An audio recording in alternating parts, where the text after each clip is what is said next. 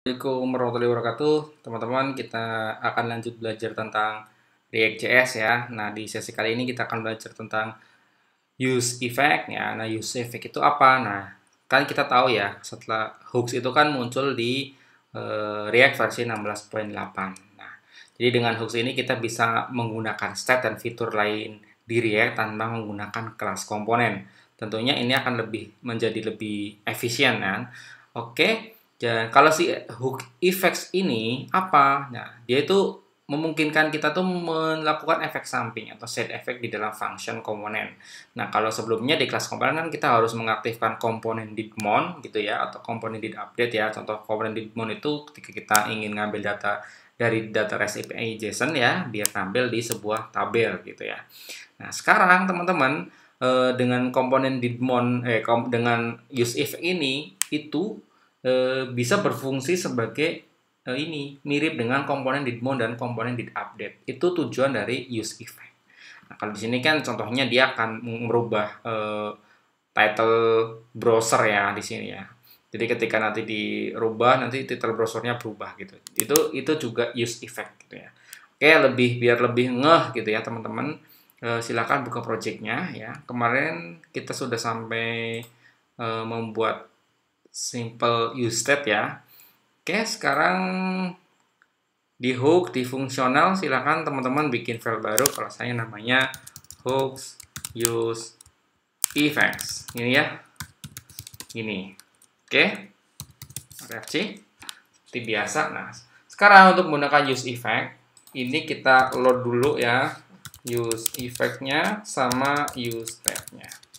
Oke, kita udah punya use effect dan use state yang kita import di atas return gitu ya. Saya akan membuat sebuah state nama lengkap ya. Oke, isinya adalah dia state awalnya itu adalah nama, oke, kosong dan marga ya. Dia juga kosong gitu. Nah, si nama lengkap ini, oke teman-teman, kita akan panggil di dalam kontainer. Oke. Di sini saya akan panggil dulu, misalnya saya di sini adalah profil user ya. Oke, kita panggil ini dulu di app.js-nya biar aktif di routernya. Saya jalankan di sini saya menunya adalah use effects. Di sini namanya hooks use effects. Oke, kita panggil di navbar. Saya copy sini. Ini use effects ya. Di sini menu routernya adalah ini. Saya copy ke sini. Oke. Kalau kita cek di browser React.js-nya, kita udah punya menu baru di sini. Dia nampil profil user ya. Oke. Kita back kembali ke hook use effect. Oke, kita akan menampilkan nama ya. Nama dan marga gitu. Nah, oke, ini masih kosong ya. Nih. Nah, sekarang kita akan masukkan di sini misalnya Andika Wijaya gini. Oke, saya akan masukkan dulu di sininya berarti nama lengkap nama lengkap nama ya, karena dia bentuknya array gitu ya. Di sini berarti marga ya. Nama lengkap marga.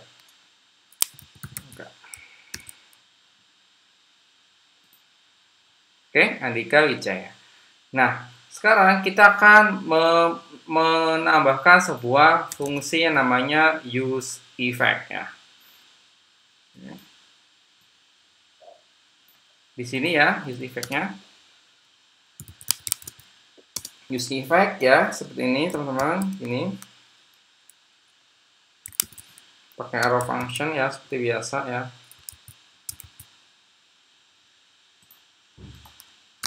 Pakai arrow function seperti ini. Oke. Nah, kita konsol dulu log eh, memanggil use effects. Oke, kita coba ya, cek dulu di browsernya, view inspect element ini. Kita cek konsol ya. Nah, dia otomatis akan terpanggil nih use effect-nya. Nah, kalau di sininya ya, di use effect ini kita akan melakukan set nama lengkap itu. Ini kan nama. Saya rubah namanya bukan lagi si Andika, tapi misalnya namanya adalah siapa ya? Vincent. Vincent ya. Marganya adalah misalnya Tan gitu ya. Oke, kalau kita cek di sini tuh ya, Vincent Tan terpanggil. Tapi bermasalahnya adalah kalau teman-teman lihat di sini si use effect ini akan terus-menerus berjalan ya. Tentunya ini akan memboroskan memori gitu. Dan lama-lama si komputer akan panas gitu ya. Nah, caranya itu teman-teman, biar ininya nggak terus-terusan berjalan seperti ini, kita tangkap dulu si use effect ini ke dalam array gitu. Ini seperti ini ya, tambahin array seperti ini. Oke, kita tutup dulu.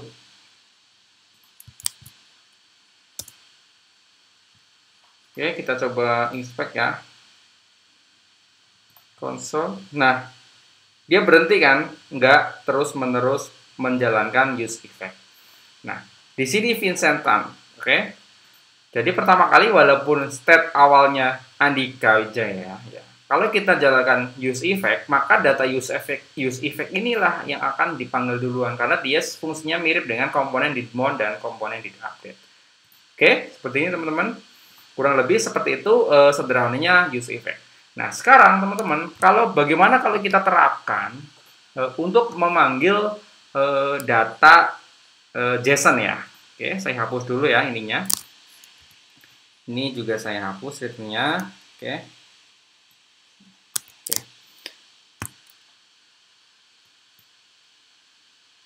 Jadi gini, kita akan menggunakan Axios ya. From Axios. Oke, kita akan copy dari yang list ya, list. Oke. Return-nya dari kontainer sampai kontainer ya. Saya copy sini. Return-nya. Oke, seperti ini. Nah, sekarang kita tangkap dulu si data mahasiswanya menggunakan useStat ya. Const ya. Mahasiswa, dan set mahasiswa. Ini ya. Oke. useStat ini ya. Tangkap datanya dalam bentuk array. Ini ya. Kalau di stat kan di kelas komponen kan dia tangkapnya this.stat ya, mahasiswa gini ya. Tapi kalau di use effect hooks itu tangkapnya gini. Oke, pakai useStat. Oke. Sekarang use effect-nya ya. Ini kita panggil Axios-nya, kita copy aja dari sini ya. Kita ambil dari sini ini komponen didmon, ini Axios-nya kita panggil gini ya. Save komponen didmon. Ada enggak? Oke, kita cek dulu. Jadi sekarang mahasiswanya, oke, jadi ini tinggal dirubah saja. Set mahasiswa gini ya, lalu kita tampung datanya dalam bentuk array. Banyakkan ya. Oke, kita coba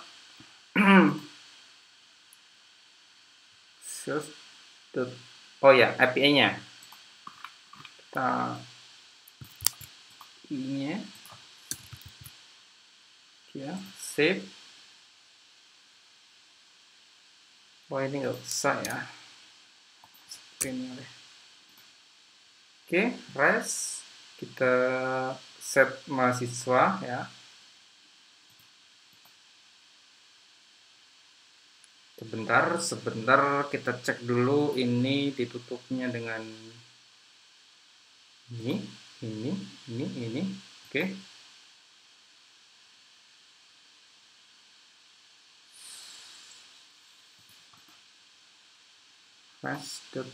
Data.values. Oh, di state-nya saya lupa. Oke.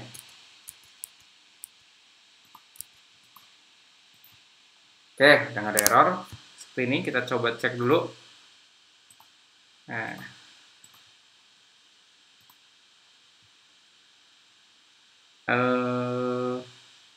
Line 71 ya. Cek. Oke, ini linknya nggak usah. Cukup gini aja. Button unlinknya juga nggak usah ya. Kita hanya untuk pengen menampilkan data saja.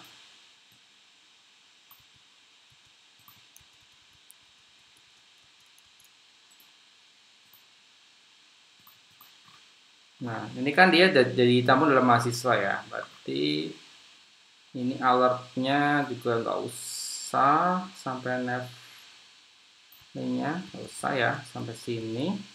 Terus ininya bukan di state tapi langsung mahasiswa. Ini.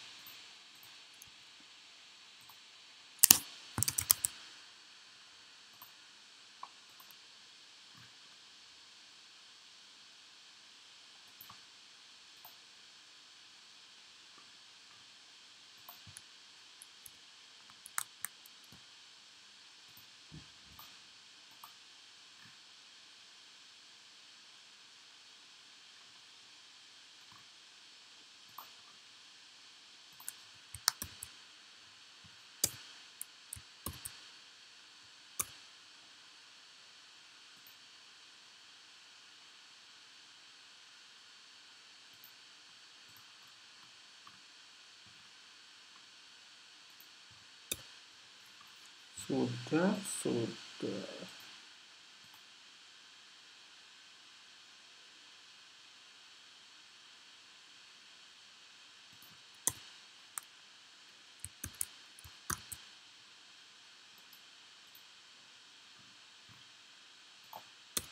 Oke. Sip. Oke, kita coba cek. Table. Oke, di sininya belum ya. Table, terus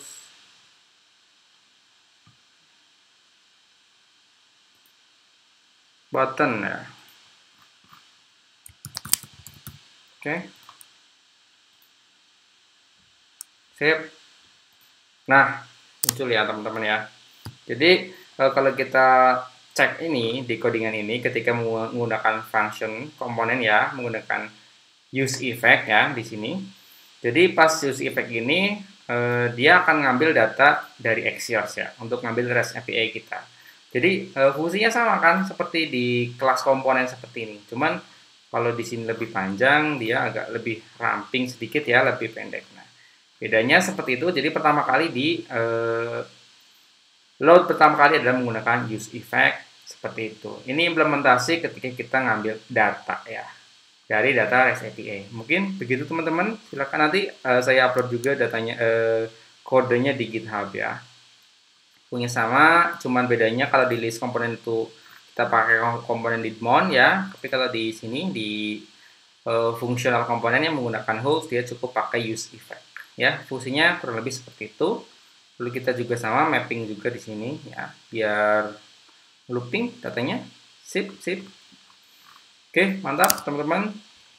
Itulah cara menggunakan salah satu cara menggunakan use effect di React.js. Oke, semoga bermanfaat. Sampai jumpa di seri video React.js berikutnya. Terima kasih.